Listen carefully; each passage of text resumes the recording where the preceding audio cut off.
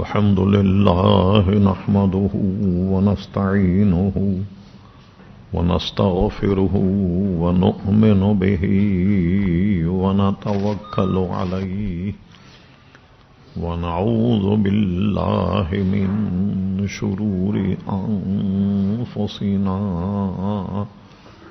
ومن سيئات أعمالنا من يهده الله فلا مضل له ومن يضلله فلا هادي له ونشهد أن لا إله إلا الله وحده لا شريك له ونشهد أن سيدنا ومولانا محمدا عبده ورسوله أرسله بالحق بشيرا ونذيرا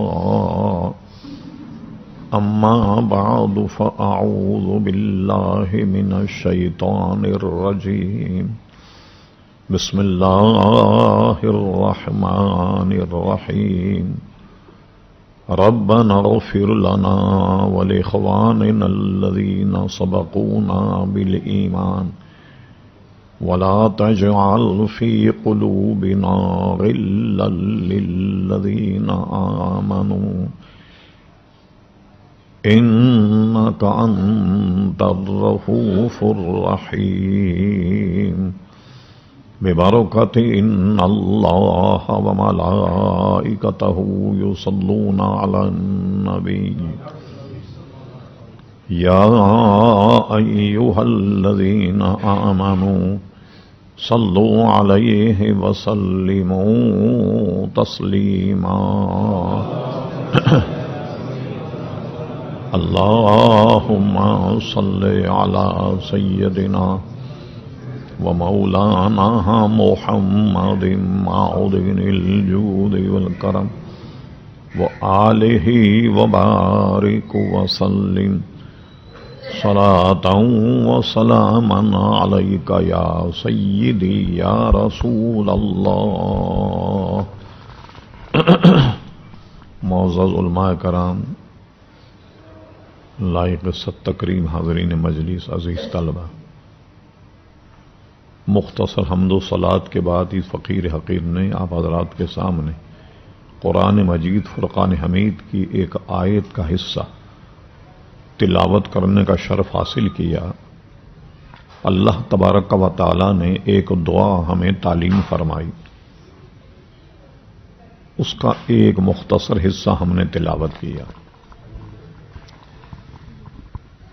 آج ہم اسی پر گفتگو کریں گے. سب سے پہلے مسئلہ ذہن میں رکھیے جو آج بیان کرنا.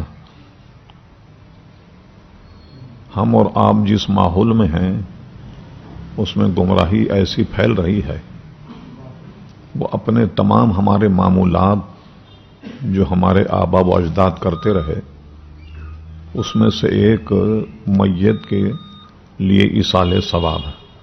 کسی کا انتقال ہو جائے تو اس کو قرآن مجید پڑھ کر یا اس کے پیچھے دعا کرنا کہ اللہ تعالیٰ اس کی مغفرت فرمائے. عموماً 1400 سال سے ہوتا چلا آ رہا، لیکن آج اسے لوگ اس انداز میں بیان کر دیں کہ یہ غلط ہے. زندہ آدمی کوئی میت کے لیے دعا کرے یا کچھ کرے تو میت کو کوئی فائدہ نہیں ہوگا، اور اسی طرح میت چاہے بزرگان دین کی ہو یا کوئی، وہ زندوں کی مدد نہیں کر سکتا، زندوں کو اس سے کوئی فائدہ نہیں پہنچ سکتا. یہ بولی ایک عام طریقے سے بولی جا رہی، اور ہم اس کے قائل ہیں اہل سنت کہ کسی کا انتقال ہو جائے تو اس کے لیے ایصال ثواب کرنا اس کے لیے باعث نجات بھی ہے اور باعث برکت بھی. شروع سے ہمارا نظریہ سینکڑوں سال سے یہ چلا آ رہا. اس پر ہم گفتگو کریں گے. کیا واقعی زندہ کوئی عمل کر کے اس کا ثواب اگر میت کو ایصال کرے اس سے جو شخص اس دنیا میں نہیں چلا گیا اسے کوئی فائدہ ہوگا یا نہیں؟ تو اہل سنت و جماعت کے یہاں یہ قرآن مجید کی نص ہے، ربنا اغفر لنا ولاخواننا الذین سبقونا بالایمان۔ اللہ تعالی ہمیں یہ دعا تعلیم فرمائی کہ یہ کہو اے اللہ تبارک و تعالی، ہم سے پہلے ایمان لا کر جو دنیا سے چلے گئے تو ان کی مغفرت فرما۔ اگر انہیں کوئی فائدہ ہی نہیں پہنچتا تو اس آیت کے نازل ہونے کا پھر کیا معنی ہوا؟ ہم یہاں سے ابتدا کرتے۔ اچھا، پھر یہ کہ اپنے والدین عزیز جو انتقال کر جائیں ان کے لیے دعا کرنا صرف جائز ہی نہیں بلکہ سنت انبیاء بھی ہے، انبیاء کرام علیہ السلام کی سنت بھی ہے۔ مثلا ابراہیم علیہ السلام نے دعا کی، روز آپ نماز میں پڑھتے ہیں رب اجعلنی مقیم الصلاۃ ومن ذریتی ربنا وتقبل دعاء ربنا اغفر لی ولوالدی، اے اللہ تعالیٰ میرے والدین کی مغفرت فرما۔ تو ابراہیم علیہ السلام نے یہ دعا کی تو معلوم ہوا کہ یہ طریق انبیاء بھی ہے۔ اور ایک بات اس سے یہ ظاہر ہوئی جس کو ہم نے ایک درس میں تفصیلاً اسے بیان کیا تھا، اور وہ یہ ہے، اس دعا سے یہ پتہ لگا ربنا اغفر لی ولوالدی، حضرت ابراہیم علیہ السلام کے والدین مومن تھے اور کافر نہیں تھے۔ اگر وہ معاذ اللہ مومن نہ ہوتے تو ابراہیم علیہ السلام کبھی اپنے والدین کے لیے دعا نہیں کرتے۔ اور یہ بھی ذہن میں رہے کہ کوئی آدمی اگر مر جائے اور معلوم ہو کہ بے دین تھا، بد مذہب تھا، تو اس کی نماز جنازہ نہیں پڑھی جائے گی اور اس کے لیے دعائے مغفرت بھی نہیں کی جائے گی، اور اس غرض سے ہو کہ اللہ تعالیٰ اس کی مغفرت فرما دے تو یہ حرامی نہیں بلکہ کفر تک پہنچ جائے گا کہ ان کے لیے تو ہمیشہ ہمیشہ عذاب ہے، میں اور آپ ان کو دعا سے بچا نہیں سکتے۔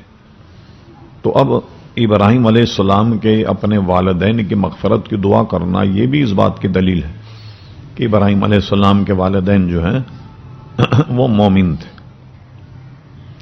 ہم نے اس پر جب کلام کیا تو یہ بتایا تھا کہ ابراہیم علیہ السلام کے والد یہ آزر نہیں تھے بلکہ ان کا نام تھا طارق بن ناخور، اور وہ مومن تھے، وہ نہ بت پرست تھے، نہ بت تراش تھے، نہ بت خراش تھے، ورنہ ان کے لیے کبھی بھی ابراہیم علیہ السلام دعا نہیں کرتے۔ ایک ثبوت۔ دوسرا ثبوت سنیے، حضرت نوح علیہ السلام نے 900 یا 950 برس تبلیغ کی، لوگوں نے ان کی بات نہیں مانی اور چند مٹھی بھر لوگ مسلمان ہوئے اور نبی کی بات مانتے نہیں تھے۔ حضرت نوح علیہ السلام کو ایک دن جلال آ گیا، تو سورہ نوح میں اس کا تذکرہ یوں ہے، وَقَالَ نُوحُ رَبِّ لَا تَذَرْ عَلَى الْأَرْضِ مِنَ الْكَافِرِينَ دَيَّارًا۔ تو نوح علیہ السلام نے کہا اللہ تبارک و تعالی تمام کافروں کا ملیا میٹ کر دے اور ان سب کو غرق کر دے۔ وَإِنَّكَ إِن تَذَرْهُمْ يُضِلُّوا عِبَادَكَ، اگر تو نے انہیں زندہ چھوڑا یہ تیری عبادت نہیں کریں گے، وَلَا يَلِدُوا، نہ جنیں گے مگر الا فاجرن کفارا، ان سے جو اولاد ہوگی وہ بھی فاجر اور کافر ہوگی، تو ان سب کا ملیا میٹ کر دے۔ تو یہ ہر بچہ جانتا ہے کہ نوح علیہ السلام کے دور میں ایک طوفان، ایک سیلاب آیا، ایسا لگا جیسے زمین نے اپنے دروازے کھول دیے اور اتنا پانی آیا کہ جس میں پہاڑ بھی ڈوب گئے، اتنا پانی آیا، عذاب الہی ان پر نافذ ہو گیا۔ پھر اس میں وہ کیا کہتے ہیں ایک جگہ، ربی اغفر لی ولی والدی، اے اللہ تبارک و تعالیٰ میرے والدین کی مغفرت فرما۔ نوح علیہ السلام نے اپنے والدین کی مغفرت کی دعا کی۔ اگر اس سے کوئی فائدہ نہیں ہوتا تو نوح علیہ السلام نے دعا کائے کے لیے کہ اپنے والدین کے لیے؟ تو معلوم ہوا کہ جو یہ کہے کہ بھائی کسی انتقال شدہ آدمی کے لیے دعا کریں انہیں کوئی فائدہ نہیں ہوتا، یہ نظریہ غلط ہے، اور یہ نظریہ درست ہے جو اہل سنت کا ہے۔ اور پھر اور آگے چلیے، آسانی سے ہم اس کو سمجھاتے ہیں۔ 5 وقت نماز تو فرض عین ہے، لیکن کوئی مسلمان انتقال کر جائے تو کہ نماز جنازہ فرض کفایہ، یعنی فرض ہے کفایہ کا مطلب یہ ہے کہ اگر نماز جنازہ محلے کے 2-4 آدمی پڑھ لیں یا خاندان کے 2-4 آدمی پڑھ لیں یا اس برادری کے جس کا وہ فرد ہے تو سب سبکدوش ہو جائیں گے، یعنی سب کی طرف سے ادا ہو گیا، وہ گناہگار نہیں ہوں گے فرض چھوڑنے کے۔ اور کسی نے نہیں پڑھی ان کی پوری برادری، پورا محلہ، پوری بستی گناہگار کہ انہوں نے نماز جنازہ نہیں پڑھی، اس لیے کفایہ کہتے ہیں اس کو۔ یہ 5 نمازیں فرض کفایہ نہیں تو ہر آدمی کو خود پڑھنی، بلکہ جتنی زندگی میں رہ گئیں اسے بھی وہ پڑھے گا اگر اسے یاد ہے۔ ایک دفعہ بیٹھ کر حساب لگائے، جیسے ہم لین دین کا حساب لگاتے ہیں کہ زندگی میں کتنی نمازیں ہماری قضا ہوئیں۔ اس کا ایک آسان طریقہ یہ ہے، اگر آپ کو یاد ہو کہ بالغ ہونے کے بعد ہم نے کئی سال نمازیں نہیں پڑھی تو اس کو محسوب کر لیں، حساب لگا لیں اور ایک ایک نماز کو ادا کریں جتنی بھی قضا ہوئی اور اس کا نام لے کر ادا کریں۔ ہاں ایسے مطلق نہیں میں قضائے عمری نماز پڑھتا ہوں اللہ اکبر نہیں، فجر قضا ہوئی تو فجر کا نام لیں، ظہر قضا ہوئی تو ظہر کا نام لیں۔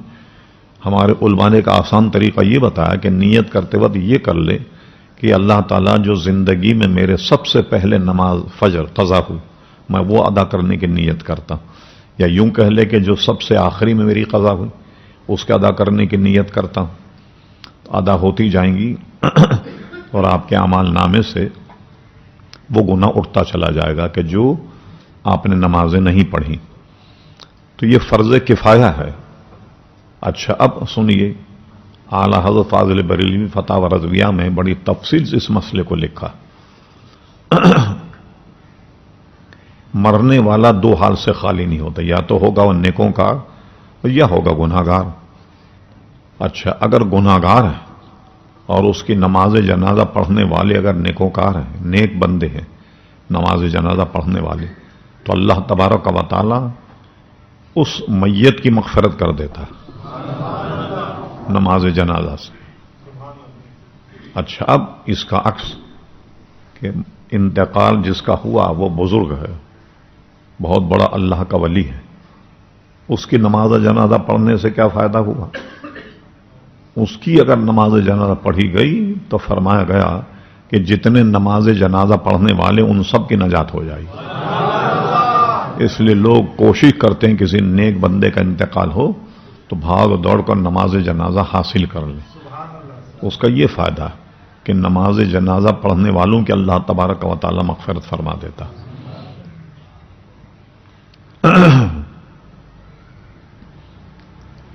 اور ایک جگہ فتاوی رضویہ میں بڑی تفصیل سے اعلیٰ حضرت نے ذکر کیا کہ رات میں ایک صحابی کا انتقال ہو گیا تو صحابہ کرام نے سوچا کہاں حضور علیہ السلام کو زحمت دی جائے، خود ہی کسی نے نماز پڑھا لی اور ان کی تدفین بھی ہو گئی۔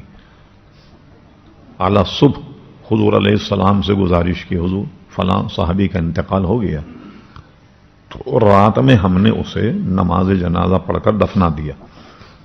ہم نے آپ کو اس لیے نہیں جگایا کہ آپ کے آرام میں خلل نہ، تو حضور نے ارشاد فرمایا تم نے بہت اچھا کیا، میرے آرام کا خیال رکھا، بلکہ یہ فرمایا کہ نہیں تمہیں جگانا چاہیے تھا، تم میں سے کسی کا انتقال ہو جائے تو برکت کے لیے مجھ سے نماز جنازہ پڑھواؤ تاکہ اس کی مغفرت۔ ہاں یعنی حضور اگر کسی کی نماز جنازہ پڑھائیں تو اس کی یقیناً مغفرت ہوگی۔ اور آپ نے نجاشی کا نام سنا ہوگا، حبش کا بادشاہ تھا جس نے مسلمانوں کو پہلی ہجرت میں بہت زیادہ تعاون کیا، بڑی دیکھ بھال کی، بڑی مہمان نوازی کی۔ ایک مرتبہ راوی کہتے ہیں حضور علیہ السلام مدینہ شریف میں فرما آؤ، ہم سب کو جمع کیا، فرما چلو چلتے ہیں نجاشی کی نماز جنازہ پڑھتے ہیں، اس کا انتقال ہو گیا۔ ہم سب میدان میں آ گئے۔ میدان میں آنے کے بعد حضور علیہ السلام نے نجاشی کی نماز جنازہ پڑھائی۔ اس سے امام شافعی یا دوسرے حیہ استدلال کرتے ہیں کہ نماز جنازہ غائبانہ جائز ہے۔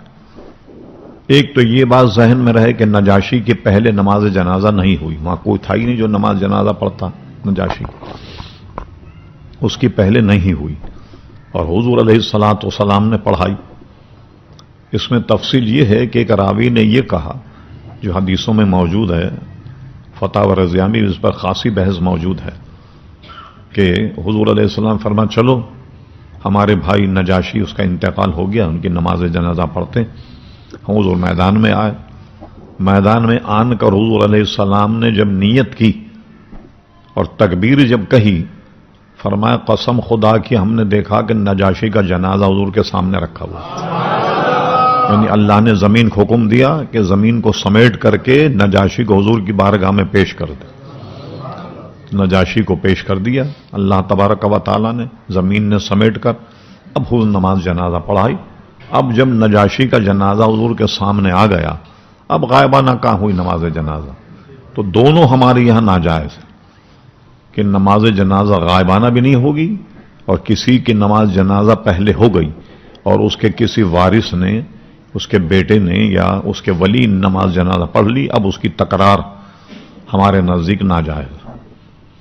اب کسی کی نماز جنازہ اب ہو جائے کہیں تو لوگ پاکستان میں اس کی نماز جنازہ پڑھتے ہیں۔ ابھی آپ نے دیکھا دو تین دن پہلے ایک عبد القادر ملا جنگی جرائم میں ان پر مقدمہ چل رہا تھا، بنگلہ دیش میں ان کی پھانسی ہو گئی۔ جب پھانسی دی تو یہ الگ مسئلہ ہے کہ پھانسی دینا صحیح تھا یا نہیں تھا، اس میں کچھ مذہبی معاملات تو کم تھے، سیاسی معاملات زیادہ تھے۔ یہ کہا جاتا ہے کہ انہوں نے مخالفت کی تھی بنگلہ دیش بنانے کی، اور یہ کہا تھا کہ ہم کو پاکستانی رہنا چاہیے، تو ان کو جنگی قیدی قرار دے کر جنگی جرائم میں ان کو پھانسی دے دی گئی۔ لیکن آپ نے دیکھا اس پھانسی دینے کے بعد پورے ملک میں جماعت اسلامی نے ان کی نماز جنازہ غائبانہ پڑھی۔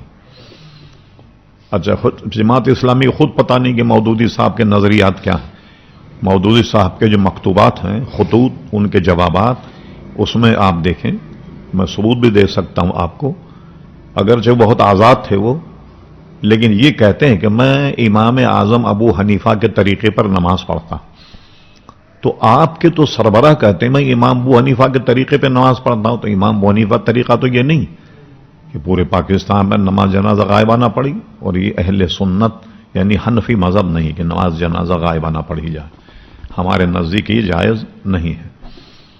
چلیے، اب اس کا نتیجہ کیا نکلا؟ اعلیٰ حضرت نے تحریر فرمایا فتویٰ کہ نجاشی کی نماز جنازہ حضور نے مدینہ شریف میں پڑھی، اور وہ تھا حبش میں۔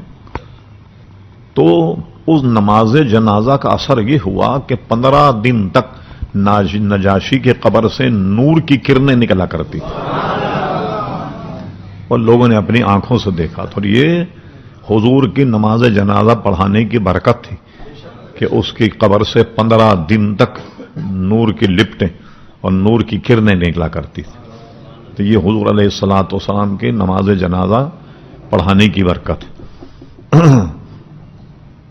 اس پر ہم نے ایک کتاب لکھی جو یہاں بھی موجود ہے، مزارات اولیاء پر حاضری اور ان سے توسل۔ اس میں ہم نے امام حاکم کی اس روایت کو نقل کیا جو اس میں حوالہ اور اس کے ساتھ موجود ہے، کہ اس کو لے کر اصل ماخذ جو ہے وہ نکالا جا سکتا ہے کہ امام حاکم نے اس کو کہاں نقل کیا۔ حوالہ ہم نے وہاں اس میں نقل کیا، وہ یہ ہے کہ حضرت فاطمہ بنت اسد کا انتقال ہوا، حضرت علی کی والدہ کا۔ قبر کھودی گئی، قبر کھودنے کے بعد ان کا جنازہ قبر میں اتارنے سے پہلے انہوں نے فرمایا کہ ٹھہر جاؤ، خود حضور ان کی قبر میں لیٹے، اور لیٹنے کے بعد اپنے اور انبیاء کے وسیلے سے دعا کی، اور قبر سے نکل گئے، اور اس کے بعد فرمایا کہ اب فاطمہ بنت اسد کی قبر میں اتار دو، ہم نے اس قبر کو اب برکت والی بنا دی، اب یہ قبر کوئی پریشان نہیں کرے گی۔ اب دیکھو حضور نے یہ کام کیا، اس سے میت کو فائدہ ہوا یا نہیں؟ کہ فرمایا کہ قبر کوئی نقصان نہیں پہنچائے، اور یہ حضور کا کرم ہے کہ قبر میں ڈیڑھ اس کے بعد صحت ستان کتاب الناس کی حدیث موجود کہ حضور علیہ السلام جلوہ گر ایک خاتون حضور کے پاس آئی۔ اس زمانے میں کپڑا وغیرہ بننے کے کارخانے تو ہوتے نہیں تھے، گھر میں بونا جاتا۔ ایک خاتون نے ایک بڑی خوبصورت چادر حضور علیہ السلام کے لیے تیار کی، اور وہ آئیں اور حضور علیہ السلام کی بارگاہ میں پیش کر دیا، حضور یہ چادر میں نے آپ کے لیے بنی ہے اور آپ اس کو استعمال کریں۔ تو حضور علیہ السلام نے اس کو رکھ لیا۔ ایک صحابی آئے چپ چاپ سے حضور سے کہنے لگے، یا رسول اللہ صلی اللہ علیہ وسلم یہ چادر آپ مجھے عطا فرما دیں۔ حضور علیہ السلام اندر گئے، جب تک بیٹھنا تھا بیٹھے، اندر جانے کے بعد اس چادر کو یا شال کو طے کیا، اور طے کرنے کے بعد ان صحابی کو حضور علیہ السلام نے دے دیا۔ جب وہ چادر لے کر چلے تو صحابہ کچھ ان کے پیچھے دوڑے اور انہیں سرزنش کے لہجے میں ان سے کہا، یہ تم نے کیا کیا؟ تمہیں یہ بھی پتا تھا کہ حضور کے پاس اس چادر کے علاوہ کوئی دوسری چادر نہیں، یہ تمہیں پتا تھا، اور یہ بھی تمہیں پتا تھا کہ حضور سے کچھ مانگا جائے تو آپ منع نہیں کرتے، تو تم نے یہ چادر مانگی کیوں؟ جب بھی حضور سے کوئی چیز مانگی جاتی آپ کے پاس ہوتی آپ عطا فرما دیتے، اور اگر نہیں ہوتی تو آپ خاموش ہو جاتے، منع نہیں کرتے کہ نہیں میں تمہیں یہ نہیں دوں گا، منع نہیں کرتے۔ اسی کو اعلیٰ الفاظ بلی فرماتے ہیں، وہ کیا جود و کرم ہے شہ بتا تیرا، نہیں سنتا ہی نہیں مانگنے والا تیرا۔ حضور کا مانگنے والا کبھی نہیں کا لفظ سنتا ہی نہیں، وہ جود و کرم ہے نبی کریم صلی اللہ تعالی علیہ وسلم کا۔ کچھ لوگ جب ان کے پیچھے دوڑے اور کہا تم نے یہ کیا کیا؟ حضور کے پاس ایک ہی چادر تھی، وہ بھی تم نے مانگ لی، اور یہ مسئلہ بھی تم جانتے تھے کہ حضور صلی اللہ علیہ وسلم سے کچھ مانگا جائے تو آپ منع نہیں کرتے، تم نے مانگی کیوں؟ انہوں نے کیا کہا؟ انہوں نے کہا سنو، یہ چادر میں لے جا کر نہ اسے اوڑھوں گا نہ بچھاؤں گا، بلکہ اپنے گھر والوں کو دوں گا کہ اس کو محفوظ رکھو، جب میرا انتقال ہو تو اس چادر میں مجھے کفن دینا۔ کیوں کفن دینا؟ اس چادر کی برکت سے میری مغفرت ہو جائے۔ آپ بتائیے، حضور علیہ السلام کے چند گھڑی وہ چادر آپ کے بدن سے لگی اور اسے نکال کر حضور نے عطیہ فرما دی، اور وہ صحابہ کرام علیہم رضوان، ان کا ایمان اور عقیدہ دیکھی۔ ہمیں تو اس کی بہت زیادہ ضرورت۔ یہ تو وہ جماعت ہے جس کے متعلق قرآن مجید نے فرمایا رضی اللہ عنہم ورضوا عنہ، اللہ ان سے راضی ہو گیا، وہ اللہ سے راضی ہو گئے۔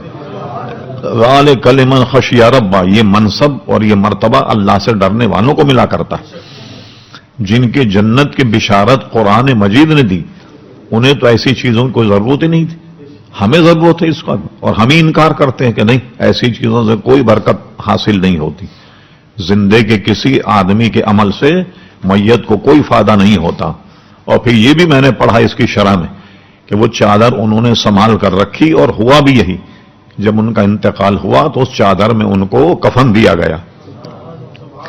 جن کو جنت کی بشارتیں مل گئی وہ تو اس کی متمنی ہے کہ حضور کے بدن کا چھوا ہوا کپڑا جو وہ اپنے ساتھ قبر میں لے جائیں تاکہ ان سے ان کی نجات ہو۔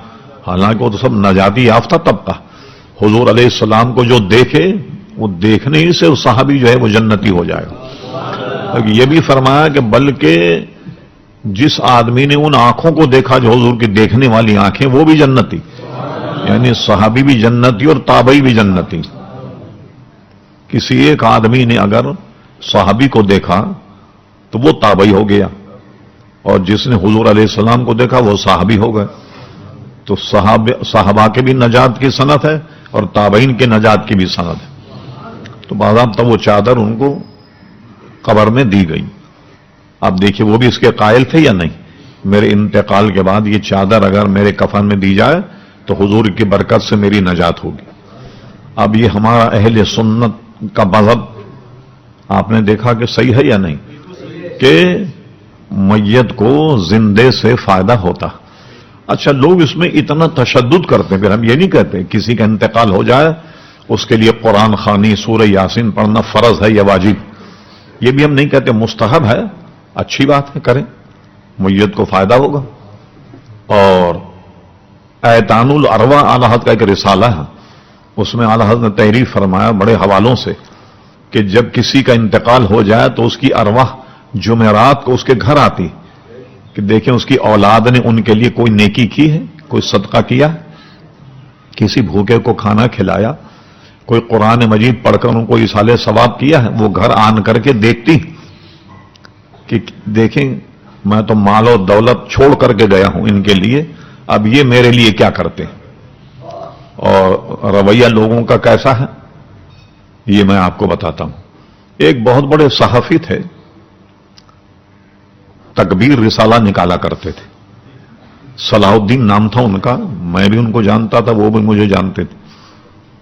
ان کا انتقال ہوا. انہوں نے انتقال سے پہلے کی وصیت لکھی اور اس کو لاکر میں رکھ دی، اور لاکر کی چابی اپنی بیوی کو کسی کو دے کر وہاں رجسٹرڈ کروا دی کہ میں اگر نہ ہوں تو یہ میرا لاکر جو ہے وہ استعمال کر سکتے. بینک کی ایک یہ اس میں رعایت ہے کہ وہ اس کے لاکر کی چابی 2 آدمی کو بھی دی جا سکتی.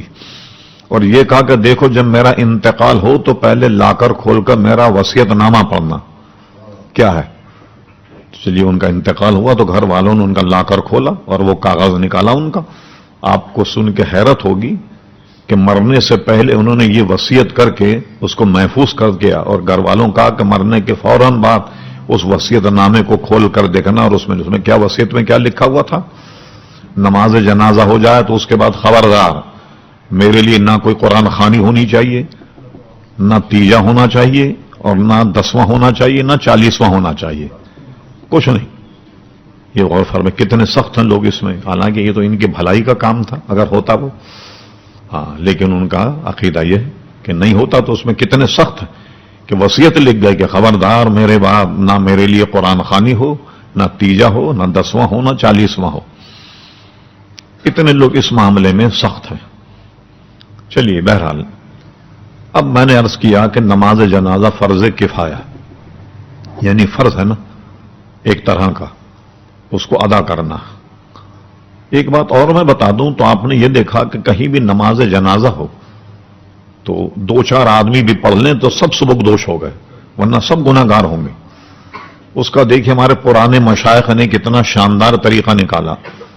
وہ ویسے سمجھ میں نہیں آئے گا جب تک کوئی بتا ہی نہیں. آپ نے دیکھا کہ جب کفن میت کا لیا جاتا ہے تو 20 گز 24 گز 25 گز اس میں سے کفن میں سے 1 گز نکال کر کے میت کے سرہانے رکھ دیتے ہیں کھٹولے میں.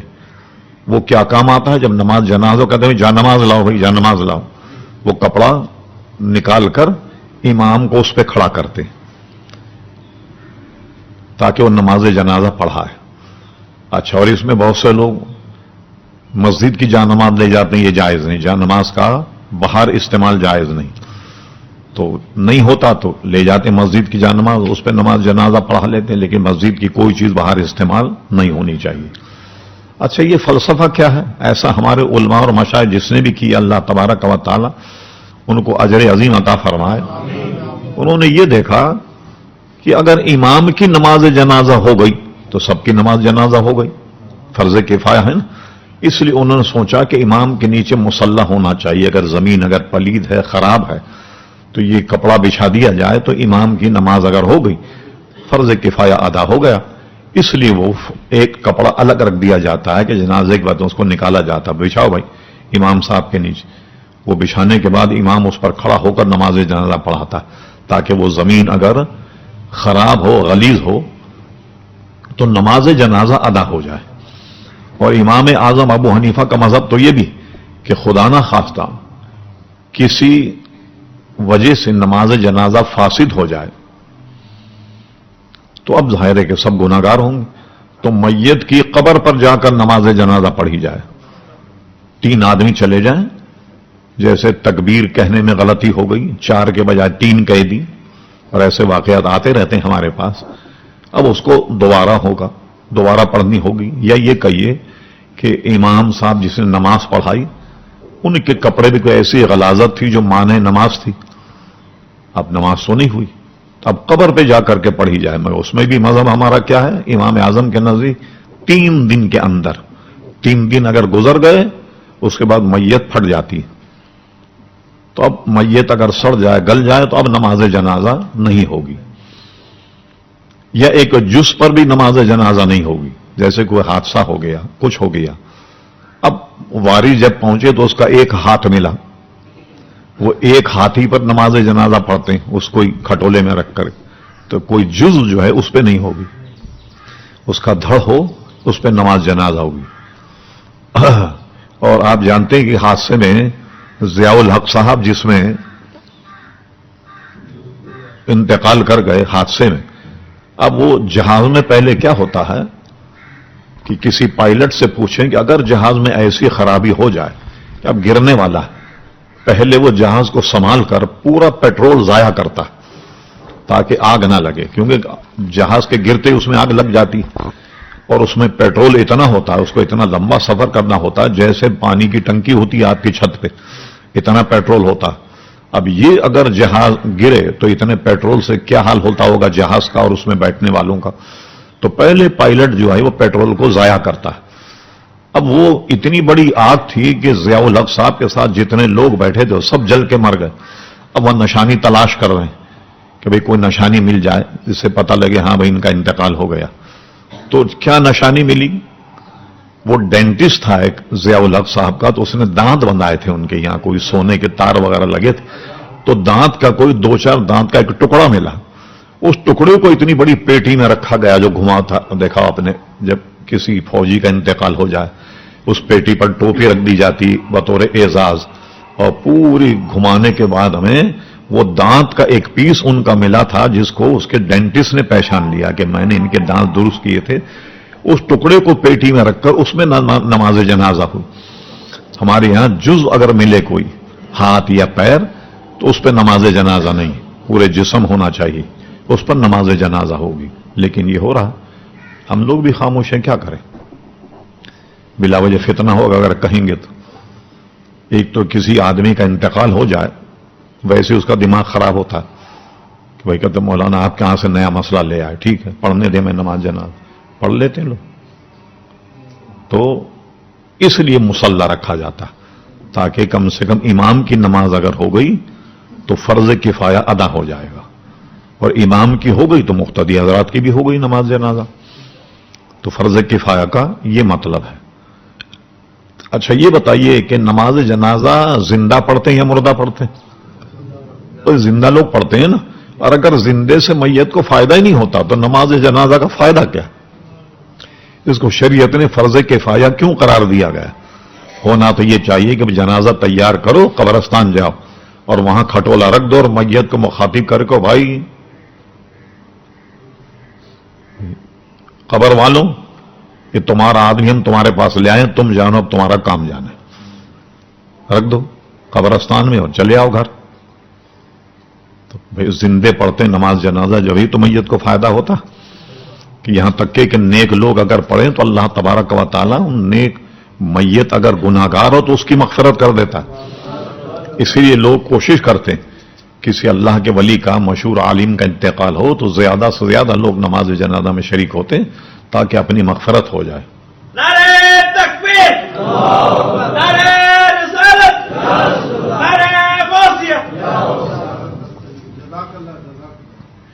اب میں اس کی ایک مثال دیتا ہوں. امام سیوطی جیسا ذمہ دار آدمی اس کو نقل نہیں کرتا تو میں آپ کو ہرگز نہیں یہ واقعہ بتاتا. شرح الصدور بے شرح حال الموت والقبور میں امام جلال الدین سیوطی جو بہت بڑے محدث تھے، کہا جاتا حافظ حدیث، حافظ الحدیث، 1,00,000 حدیثیں امام جلال الدین سیوطی کو سند کے ساتھ یاد تھی. بہت بڑے امام تھے. تو انہوں نے موت پر ایک کتاب لکھی ہے کہ موت کس کو کہتے ہیں، موت جب آتی ہے تو کیا معلوم ہوتا، وغیرہ وغیرہ. اس کو بھی ہم انشاءاللہ کسی عنوان بنا کر 2-3 درس میں ہم اس کو بیان کریں گے. جیسا کہ آج کل ہم لوگ ہمارے کئی خانے میں محفوظ ہے کہ موت آئی، حقیقت ہی کہ ہم بھول گئے موت کو. صوفیہ کہتے ہیں کہ موت کا صحیح تصور اگر ذہن میں ہو، آدمی کو کوئی برائی کی طرف لے جا رہا ہو شیطان، موت کو یاد کرو تو بچ جاؤ گے برائی سے. لیکن ہم نے موت کو یاد رکھنا ہی چھوڑ دیا. بس یہ ہے کہ ہاں ہمارا ایمان ہے بھئی ایک دن مرنا ہے ہمیں، بس اتنی بات ہمیں یاد. یہ نہیں اس کی سکراہت کیا ہے.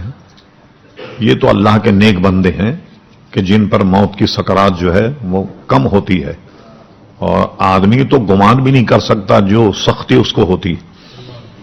اور آپ کو یہ بھی ہم بیان کریں گے تفصیل سے.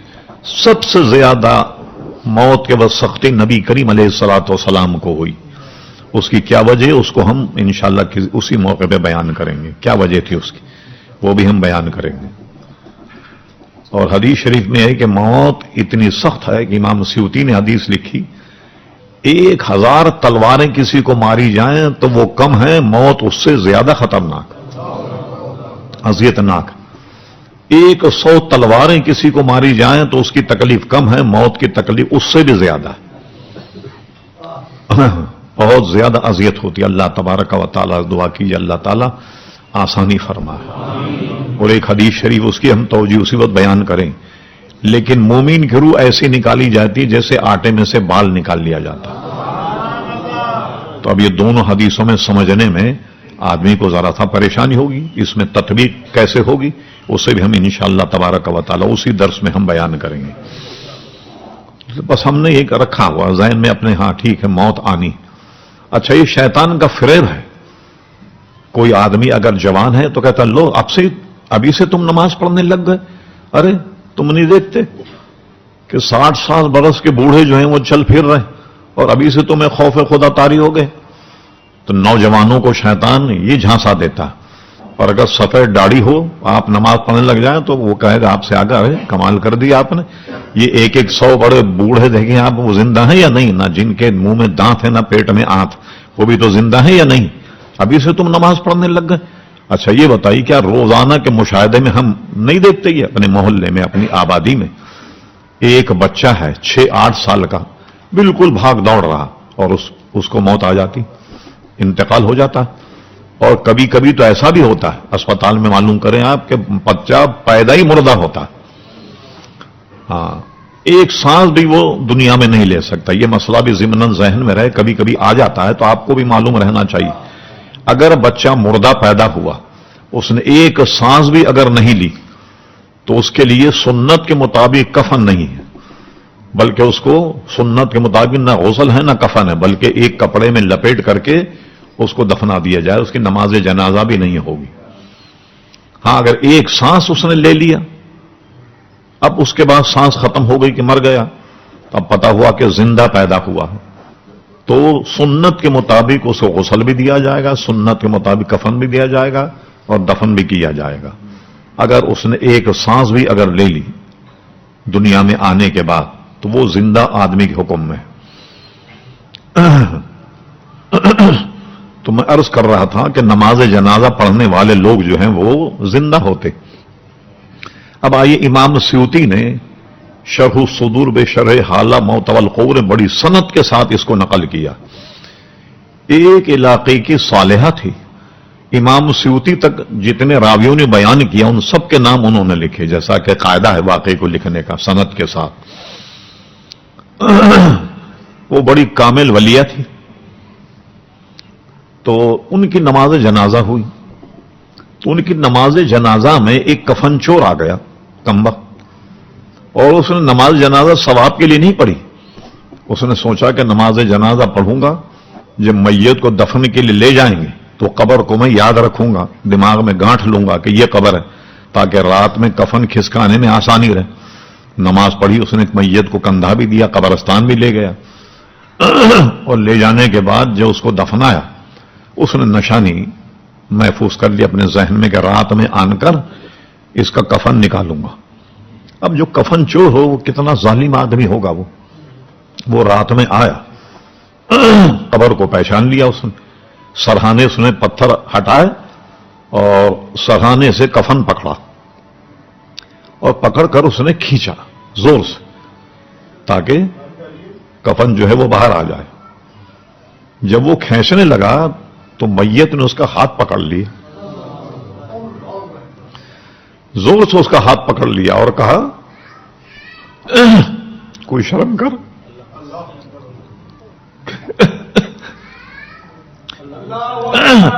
نعرے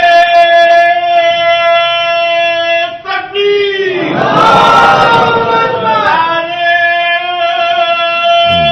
رسالت کوئی شرم کر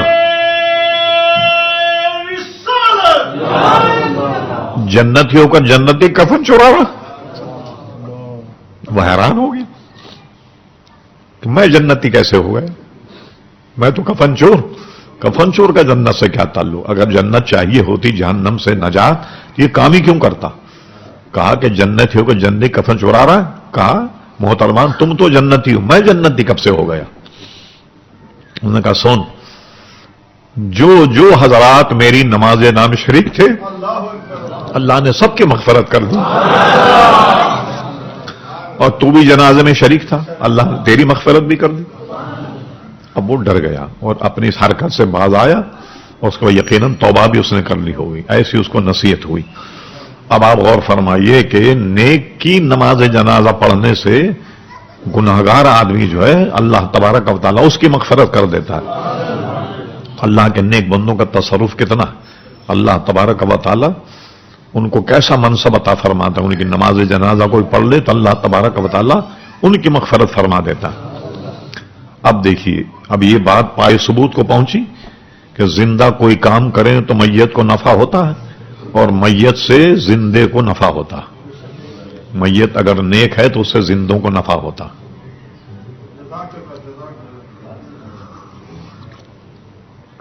تو یہ فلسفہ غلط ہے جو لوگ بیان کرتے ہیں کہ بھئی یہ بیکار ہے، فاتحہ درود مرنے کے بعد اس سے کوئی نفع نہیں ہوتا۔ یہ ایک بولی نکال لی لوگوں نے۔ اچھا پتہ نہیں، چلو زندوں سے تو دشمن ہے انہیں کہ بھائی درود نہ پڑھا جائے، انگوٹھے نہ چومے جائیں حضور کے نام پر، اچھا مردوں سے بھی ان کو بہت دشمنی ہے سنی۔ آپ اور فرمائیے، ہر کام ان کے نزدیک بدعت ہے۔ ایک دفعہ کیا ہوا، ایک اخبار میں جو فتویٰ لکھتے یوسف لدھیانوی صاحب، انہوں نے ایک دفعہ یہ لکھ دیا کہ قبر پہ پھول چڑھانا جو ہے وہ جائز نہیں۔ ہم نے ان کا تعاقب کیا، کئی ہفتے بحث چلی، ہر جمعے کو ان کا مضمون بھی آتا، ایک جمعے ہمارا مضمون آتا، اور ان کا یہ خلاف سنت ہے۔ ہم نے پھر ثبوت دیے، وہ ثبوت اتنے تھے کہ مفتی صاحب جو ہے وہ پریشان ہو گئے۔ تو اب ان کو کیا ہوا کہ وہ کہتے ہیں اولیاء سے مدد مانگنی تو ناجائز ہے، مگر آرمی سے مدد مانگنی جائز ہے۔ جس وقت ضیاء الحق صاحب کا مارشل لا تھا تو آرمی نے ایک بورڈ بنایا تھا کہ بغیر ان کو دکھائی کوئی میٹر اخبار میں چھپے گا نہیں۔ وہ مضمون لے کر کے وہاں چلے گئے، کہنے صاحب یہ مضمون چھپے گا، اس میں اختلاف ہوگا، مسلمانوں میں لڑائی جھگڑا ہوگا۔ وہ آرمی کا بیٹھا تھا بیچارہ، آرمی کو تو آپ جانتے ہیں بیچاروں میں سمجھ جتنی ہوتی، انہوں نے لکھ دیا کہ یہ مضمون نہیں چھپنا چاہیے۔ اب جمعے میں جب مضمون نہیں آیا تو لوگ جو دلچسپی رکھتے تھے انہوں نے دیکھا کہ بھئی شاہ صاحب نے کیا جواب دیا، اس کا مضمون نہیں آیا۔ تو ہم سے لوگوں نے فون کیا تو ہم نے کہا بھئی ہم کیا کر سکتے ہیں، اخبار ان کا ہمارا تو ہے نہیں۔ پھر ان سے ہم نے رابطہ کیا تو انہوں نے کہا جی آرمی نے اس کو وہ کر دیا، سینسر کر دیا۔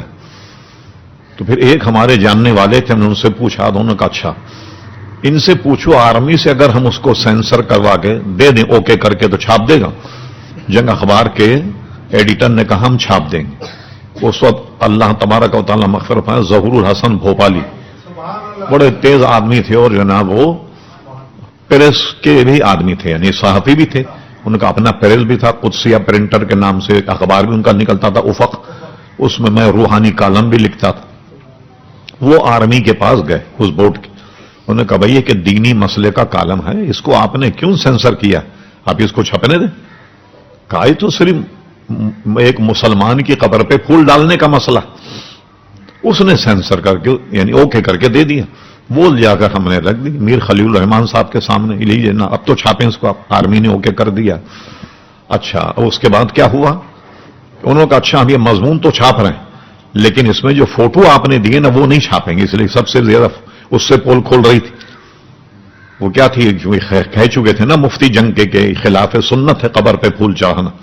ہم نے جواب دیا ان کو۔ اچھا جواب ہم نے کیا دیا، پوری جنگ کی لائبریری میں بیٹھ گئے، پورا اس کا ریکارڈ نکالا۔ مفتی محمود کا انتقال ہوا کراچی میں، ان کا جنازہ بنوری ٹاؤن میں لایا گیا تو کم سے کم 1 من پھول ان کے جنازے پر تھے۔ تو میں نے کہا یہ دیکھیے آپ کریں تو ٹھیک ہے وہ، اور سارے تاریخ کے حوالے پوری کٹنگ کر کے میں نے دی ان کو، دیکھیے جنگ اخبار کے چھپے ہوئے، میں نے کسی اور اخبار کا نہیں لایا، آپ یہ عذر کریں کہ ہم اور اخبار کا نہیں چھاپیں۔ احتشام اللہ تھانوی صاحب بنگلور گئے تھے انڈیا تبلیغ کرنے، وہاں انتقال ہو گیا ان کا۔ اچھا انتقال کیسے ہوئی یہ خبر وہ ہمارے مسلک کی وہ بنیاد پر نہیں کہہ رہا میں، اخبار میں آج ان کے بیٹے سے پوچھیں کہ وہ ان کی تاریخ انتقال کیا ہے، اس دن کا جنگ اخبار نکال لیجیے آپ، تو اس میں خبر یہ چھپی کہ تھانوی صاحب جب انڈیا کا دورہ کر رہے تھے، غسل خانے میں اپنی ٹوپی دھو رہے تھے تو ان کو ہارٹ اٹیک ہو گیا۔ اچھا یہ بتائیے کہ جب آپ انڈیا کے دورے پہ گئے تو 1 درجن کپڑے لے گئے، ٹوپی ایک ہی لے گئے تھے آپ؟ جو باتھ روم میں ٹوپی دھو رہے تھے، ٹوپی دھوتے وقت آپ کا انتقال ہو گیا۔ اچھا غرض ان کا جنازہ تابوت جب لایا گیا یہاں PIA سے، جب وہ تابوت اتر رہا تھا، اس دن کا فوٹو دیکھیں ہم جنگ اخبار کا کہ اس پہ پھول کی چادر چڑی ہوئی ہے، وہ فوٹو بھی ہم نے کاٹ کر کے دیا کہ ہم نے یہ دیکھ۔ دوسرے ان کی تدفین ہوئی، تدفین ہونے کے بعد ان کی قبر پہ کوئی 1 من پھول چڑے ہوئے تھے۔ ان کے بیٹے احترام الحق تھانوی، تنویر الحق تھانوی صاحب فاتحہ پڑھ رہے تھے، وہ فوٹو ہم نے کاٹ کر کے دیا، ہم نے کہا یہ دیکھی۔ اور ایک ہم نے دیا جب بھٹو کے خلاف تحریک چل رہی تھی نظام مصطفیٰ کی، تو مفتی محمود داتا صاحب کے مزار پر آئے اور داتا صاحب کے مزار پر پھول کی چادر چڑھائی، اور جتنے حاضرین تھے سب میں حلوہ بھی تقسیم کیا، کیونکہ ووٹ لینے کے لیے سارے کام کرنے پڑتے ہیں، سمجھے صاحب؟ تو حلوہ بھی تقسیم کیا اور داتا صاحب کے مزار پہ پھول بھی چڑھا۔ ہم نے کہا یہ دیکھیے خلاف شرع ہمارے شیخ تھوکتے بھی نہیں، اندھیرے اجالے میں چوکتے بھی نہیں، تو آپ کے لیے سب جائز ہے، اور ہم لوگ کریں تو خلاف سنت ہے۔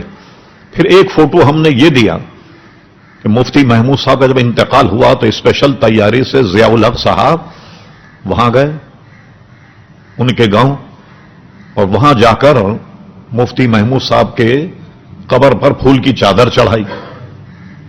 اچھا ہم نے کہا اب یہ بتائیے یہ سارے معاملات کیا ہیں؟ پھر ہم نے کیا کیا کہ بنوری ٹاؤن میں کسی کو بھیج کر یوسف بنوری صاحب کی قبر کا فوٹو لیا، اس پہ بھی پھول پڑے ہوئے تھے۔ انہوں نے اپنی عزت بچانے کے لیے بہت چال چلی جناب، اونچی۔ وہ کیا چال چلی؟ اخبار میں یہ خبر شائع کی، کوئی شر پسند لوگ آئے اور انہوں نے بنوری صاحب کی قبر پہ پھول چلا کر فوٹو لے کر کے بھاگ گئے، ہاں، تاکہ ہم جو پیش کریں ثبوت اس میں بھاگنے کی گنجائش رہے۔ کوئی شرپسند لوگ آئے تو شرپسند یہی کام کرتے ہیں نا، قبر پہ پھول چڑھا کر کے بھاگ گئے، تاکہ اگر ہم فوٹو پیش کریں تو وہ یہ دیں کہ نہیں تو ہم نے پہلے ہی اخبار میں چھاپ دیا۔ کوئی شرپسند آئے، انہوں نے قبر پہ پھول چڑھائے اور وہ بھاگ گئے۔ ایسے ثبوت جب ہم نے دیے تو اب مفتی جنگ جو تھے وہ پہنچے، انہوں نے کہا بھائی اس سے تو ہمارا بیڑا غرق ہو جائے، یہ سارا فتوی ہمارا غلط ہو جائے گا۔ پھر جنگ والوں نے کہا کہ بھئی ہم اس مضمون کو نہیں چھاپ رہے۔ میں نے کہا کیوں؟ یہ تو عدل کے خلاف، یہ کیا صحافت ہے آپ کی؟ آپ تو کہتے ہیں کہ صحافیت کا قلم جو ہے اس کی عصمت جو ہے وہ بہت زبردست ہوتی، پھر تو آپ ایک فریق کی بات سن رہے ہیں، دوسرے کی نہیں سن رہے۔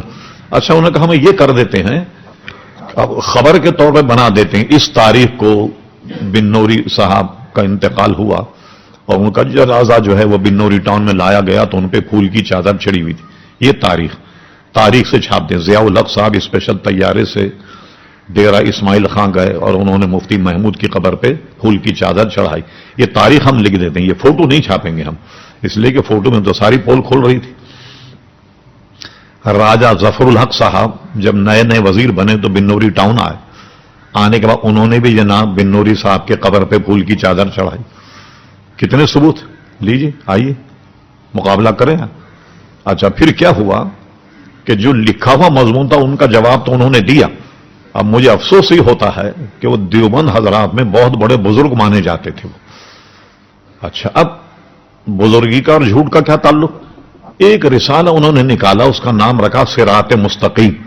تو صراط مستقیم انہوں نے کیا کیا، ہمارا مضمون لکھا اور یوسف لدھیانی کا مضمون لکھ کر کے ثابت کیا کہ دیکھا کیسا دندان شکن جواب ہم نے دیا۔ ارے آپ ہمارا ریکارڈ دیکھ کر کے پھر پوچھتے کہ دندان شکن جواب ان کا ہے یا ہمارا؟ تو رسالہ لکھ کر اس کو ہمیں انہوں نے ڈی گریڈ کرنے کی کوشش کی کہ دیکھیے انہوں نے اعتراض کیا تو دیکھیے ہمارے علامہ نے کیسا جواب دیا، وہ پورا چھاپ دیا صراط مستقیم، وہ بازار میں ملتی ہے کتاب۔ کئی لوگ آئے کہ صاحب یہ لیجیے، اب وہ بہت پرانے ریکارڈ کی بات تھی، اس کو تو جمع کرنا پڑے گا پورا معاملہ، پھر کسی دن جنگ اخبار کی لائبریری میں بیٹھ کر کے اس کو دوبارہ سے اس کو زندہ کریں گے۔ لیکن چند فوٹو ہمارے پاس اب بھی موجود ہیں کہ مفتی محمود صاحب داتا صاحب کے مزار پہ پھول کی چادر چڑھانا اور وہاں کے حاضرین جو ہیں زائرین ان کو حلوہ تقسیم کر رہے ہیں۔ تو ووٹ کی وجہ سے بھائی یہ سارے کام جو ہیں وہ کرنا پڑتے ہیں۔ دولتانہ جس زمانے میں الیکشن لڑ رہے تھے لاہور سے ایک رسالہ نکلتا تھا، اس کا نام تھا نمکدان، مجید لاہوری وہ رسالہ نکالتے، وہ مزاحیہ رسالہ تھا وہ، اس میں انہوں نے ایک نظم لکھی تھی، وہ کلفٹن گھومنے کے لیے آئے تو کسی نے ان کی جیب کاٹ لی مجید لاہوری کی، بڑا عمدہ صحافی تھا، اس نے پوری نظم لکھی کہ وہ الاڑ بنگلہ ہوا، نہ کارخانہ ملا، پناہ گیر کو فٹ پاتھ پہ ٹھکانہ ملا، مجید کیا کہوں کیا کہوں، لٹ گیا کلفٹن پہ، نہ پولیس ملی نہ کہیں تھانہ ملا۔ اس میں اس نے یہ کہا کہ یہ ایک ووٹ کی دولت کا کرشمہ تھا، ہر ایک غریب سے جھک جھک کے دولتانہ ملا۔ جب ووٹ لینا ہو سب جھک جھک کر کے ملتے ہیں، پھر اس کے بعد آپ جائیں تو آپ کو تو جانتے بھی نہیں کہ آپ کون ہیں بھائی، اب تو کامیابی کے لیے سارے کام کرنے پڑتے ہیں نا، جب کامیاب ہو جائیں تو آپ کی کیا ضرورت ہے آپ کی؟ تو اس لیے یہ سارے کام انہوں نے ووٹ کے خاطر کر لیے، اور یہ سارے ثبوت ہمارے پاس موجود ہیں۔ اچھا اب سنیے، اس کو میت سے کیا فائدہ ہوتا ہے؟ یہ صحیح ستہ میں حدیث شریف، کوئی اس کو ضعیف یا غریب نہیں کہہ سکتا، بعض آپ تو اس میں ہم نے نشان لگا کر کے رکھا ہوا۔ حضور صلی اللہ علیہ وسلم 2 قبروں کے قریب سے گزرے تو آپ نے کھجور کی ٹہنی لی اور اس کو 2 حصے کیے، ایک اس قبر پہ نصب کر دی، گاڑ دی، ایک دوسری قبر پہ گاڑ دی۔ جب حضور تشریف لے گئے تو صحابہ کرام کا پوچھنا ہمارے لیے کتنی بڑی نعمت تھا، جو صحابہ سوال کر، صحابہ نے پوچھا حضور اس میں کیا حکمت تھی، ایسا کیوں کیا آپ نے؟ فرمایا ہم جب یہاں سے گزرے تو ہم نے دیکھا ان دونوں پہ عذاب قبر ہو رہا، حالانکہ عذاب قبر ہو رہا ہے عالم برزخ میں، اور آپ ہیں عالم دنیا میں، بھئی ہزاروں من مٹی میت پر ہے، لیکن یہ دیکھ لیا کہ میت پہ کیا ہو رہا۔ یہ حضور علیہ السلام کی چشمان کرم، یہاں تک حضور دیکھتے۔ پھر ہم نے کیا کیا، کھجور کی ٹہنی لی، اس کے 2 حصے کیے اور ایک اس قبر پہ رکھ دی کہ اس قبر پہ کہ یہ جب تک تر رہیں گی اللہ کی حمد و ثنا کرتی ہوں گی تو ان کے عذاب میں تخفیف ہو جائے گی۔ اس لیے علماء نے لکھا کہ قبر پہ پھول اگر ڈالے جائیں، یہ بھی اللہ کی حمد و ثنا کرتے ہوتے ہیں، جب تر شاخ رکھنی جائز ہے تو پھول ڈالنے کیوں ناجائز؟ اور پھول ڈالنے سے میت کے عذاب میں تخفیف ہوتی۔ اور بھی آگے سنیے، فرمایا کہ ان پر جو عذاب ہو رہا تھا یہ بھی یاد رکھیں آپ، ان میں ایک بے نمازی تھا، ایک جھوٹ بولتا تھا، ایک چیٹر تھا، اور ڈاکو تھا، چور تھا، نہیں، دونوں میں جرم کیا کیا تھا وہ سنیے کیا ہے۔ فرما ایک تو تھا اس میں چغل خور، اور ایک وہ شخص تھا جو پیشاب کی چھینٹوں سے نہیں بچتا تھا۔ آج کل تو یہ عام ہو گیا نا کہ پیشاب کر کے آدمی اڑ جاتا ہے، نہ استنجا کرتا ہے، نہ پانی سے استنجا کرتا ہے، کھڑے ہو کر چلنے لگتا ہے، کیونکہ انگریزوں کا دستور یہی ہے، یہی ہم نے اپنا لیا۔ اب پیشاب کر کے دھونے کا معاملہ جو ہے وہ نمازی جو ہیں وہ تو اس بات کا یقیناً خیال رکھتے ہیں کہ بھئی پاک رہنا ہے، اس لیے کہ نماز پڑھنی اب ہمیں دوسری، تو ورنہ اور لوگ اس کا خیال نہیں رکھتے، پیشاب کر کے اڑ جاتے ہیں۔ تو جو پیشاب کے قطروں سے نہیں بچتا اس پہ عذاب قبر زیادہ ہوگا، اور جو چغلی کرتا اس پہ بھی عذاب قبر زیادہ ہوگا۔ چغلی والی بیماری جو ہے مردوں سے زیادہ عورتوں میں، یہ بھی بات آپ ذہن میں رکھیے گا۔ ہاں 4 عورتیں سر جوڑ کر بیٹھ جائیں تو ایسا لگے جیسے BBC لندن میں سیربین چل رہا، اس محلے کی خبر، اس گلی کی خبر، اس گلی کی خبر، جو عورتیں بیٹھ کر تبصرہ کرتی ہیں، اوف وہ سنیے آپ کیا ہوتا ہے وہ۔ تو چول کی خوری کی عادت مردوں سے زیادہ عورتوں میں۔ خیر اللہ تبارک و تعالی مردوں کو بھی سلامت رکھے، عورتوں کو بھی، تاکہ یہ گناہ ہم سے نہ ہو، کسی کی چغل خوری یا غیبت جو ہے یہ اچھی بات نہیں، اللہ تبارک و تعالی اس سے ہم مسلمانوں کو بچائے۔ اب دیکھیے حضور علیہ السلام کی نظر کس گناہ سے ہو رہا ہے یہ بھی حضور کو معلوم، اور کیسے اس کا ازالہ ہوگا، ختم ہوگا، وہ بھی حضور کو معلوم۔ ہاں اسی لیے حضرت بریدہ ایک صحابی ہیں، یہ بخاری میں حدیث ہے، انہوں نے وصیت کی کہ میرے انتقال کے بعد میری قبر پر تر شاخ رکھنا۔ اچھا یہ میں نے حدیث جب ڈھونڈ کر نکالی، جب انہوں نے یہ کہا لدھیانوی صاحب نے کہ دیکھیے اگر گناہگار جو ہیں ان کے قبر پر کوئی شاخ یا پھول ڈالے، اس لیے ڈالے جاتے ہیں نا گناہ میں تخفیف، کہنے لگے وہ کام جو گناہگاروں کے ساتھ کیا جائے وہ آپ نیکوں کے ساتھ کیوں کرتے ہیں؟ یعنی اللہ کے ولی کے مزار پہ پھر پھول کیوں ڈالتے ہیں آپ؟ تو گناہگاروں کا سلوک اللہ کے نیک بندوں سے کر رہے۔ ہم نے کہا اب اس کا کیا جواب؟ حضرت بریدہ جو صحابی رسول ہیں وہ کہتے ہیں میرا انتقال ہو تو میری قبر پر کھجور کی تر شاخ رکھنا. کس لیے کہا انہوں نے؟ کہ وہ یہ کام تو گناہ گاروں کی قبر کے ساتھ کیا جائے، نیکوکاروں کے ساتھ کیوں کیا جائے؟ غرض یہ کہ حضور صلی اللہ علیہ وسلم یہ جانتے ہیں کہ کس پر کیا ہو رہا. اور شاہ عبداللہ محدث دہلوی رحمۃ اللہ علیہ مشکات شریف کی شرح میں قبر پر پھول ڈالنے کا جواز اسی حدیث سے ثابت کیا ہے. یہ جو مسلمانوں میں رواج ہے کہ اپنے یہاں کسی کا انتقال ہو جائے اس کی قبر پہ پھول ڈالے جاتے ہیں، تو اس کی اصل یہ حدیث ہے جو حضور نے کھجور کی شاخ دونوں قبروں پر رکھی، اس لیے رکھی کہ یہ تر ہے، تو جب تک یہ تر رہے گی ان سے عذاب قبر میں تخفیف ہوگی. تو اب قبر پہ پھول ڈالنا اسی لیے جائز ہے کہ یہ تر ہوتے ہیں تو اس سے میت کے عذاب میں تخفیف ہوتی ہے. اور اسی کو سامنے رکھتے ہوئے علامہ ابن عابدین شامی رحمۃ اللہ علیہ فقہ نے یہ مسئلہ بھی لکھا کہ قبرستان جب جاؤ کوئی ہرا درخت اگر وہاں ہو تو اسے اکھیڑو مت، گھاس پھوس کو مت کاٹو، اگر کسی کی قبر پہ ہے تو اس کو رہنے دو، نکالو مت، کیونکہ جب تک وہ قبر پر رہے گی گھاس یا ہریالی تو میت کے لیے عذاب میں تخفیف کا باعث، اس لیے قبرستان سے گھاس یا ہریالی کو نہیں اکھیڑا جائے، نہ نکالا جائے. اچھا ایک بات اور ذہن میں رہے، بہت غور سے سنی مقام مصطفیٰ. حضور نے یہ بھی دکھا دیا دیکھو میں زمین پہ رہ کر قبر والے کو دیکھ سکتا ہوں، تو یہ کیسے ممکن ہے کہ میں قبر میں رہ کر زمین والے کو نہ دیکھوں؟ جیسے میں اوپر رہ کر قبر والے کو دیکھ سکتا ہوں، اگر میں قبر میں ہوں تو اوپر والے کو بھی دیکھ سکتا ہوں. نعرہ تکبیر، نعرہ رسالت، یا نعرہ حیدری، نعرہ غوثیہ. بہرحال یہ بات پائے ثبوت کو پہنچ گئی، سمجھدار آدمی کے لیے کافی ہے کہ جو اہل سنت میں یہ رواج ہے کہ کسی کا انتقال ہو جائے تو اس کے لیے قرآن خوانی کی جاتی ہے اور درود شریف پڑھتے ہیں اور کلمہ شریف کا ختم کرتے ہیں اور اس کو ایصال ثواب کرتے ہیں. تو یہ بات جائز ہے، بلکہ سنت سے ثابت بھی ہے میت کا ایصال ثواب، اور یہ انبیاء کرام علیہ السلام کا طریقہ بھی، اس کے کرنے میں کوئی حرج نہیں ہے. بدعت یہ منع، یہ حرام نہیں، یہ قول غلط ہے. تو میرا خیال ہے کہ اتنی بات آپ نے اس 1 گھنٹے کی گفتگو میں آپ نے سمجھ لی ہوگی، اور یہی پیغام آپ کو دینا تھا.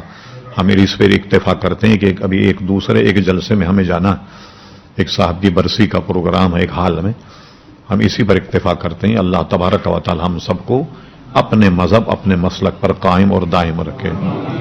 مولانا کو دعا.